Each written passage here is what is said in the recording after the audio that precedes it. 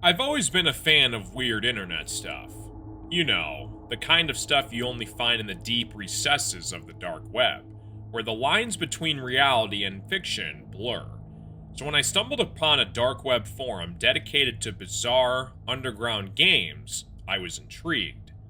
Among the countless threads discussing knife juggling, Russian roulette, and other twisted games, one caught my eye: Cornhole of Death.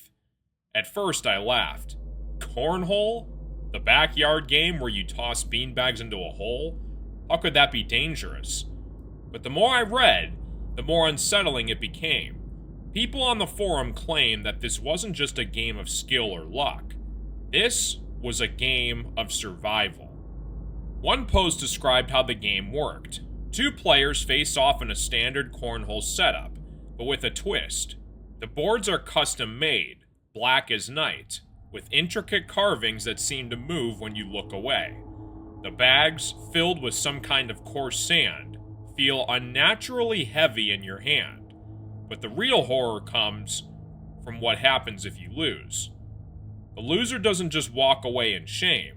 Instead, something unspeakable happens. The post was vague about what exactly that was, but one comment hinted at something far worse than death. The ones who lose, it said, don't come back the same, if they come back at all. I should have stopped reading right then and there, but my curiosity got the better of me. I found a link in one of the comments leading to a private chat room where the games took place. The page loaded with a simple message: "Do you want to play?" Beneath it were two buttons, yes and no. My hand hovered over the mouse, and without fully understanding why, I clicked yes. Almost immediately, my computer screen flickered and the chat room loaded. The game was set for tonight, just after midnight, at an abandoned warehouse a few towns over. There were no other details, no players listed, just a set of coordinates and a time. So, that night, I couldn't stop thinking about it. I knew it was insane, but something kept pushing me to go. At 11:45, I grabbed my car keys, drove to the location, and parked outside the warehouse. The place looked like it had been abandoned for decades. Broken windows, rusted metal doors, and graffiti-covered walls.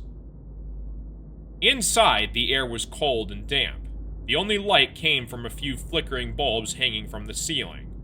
In the center of the room, I saw it, the cornhole setup, just as described on the forum. The boards were black, with carvings that seemed to writhe and twist in the dim light. The bags were there too, lying in a neat stack beside the boards. I wasn't alone. A man stood at the opposite end of the room, his face obscured by the shadows.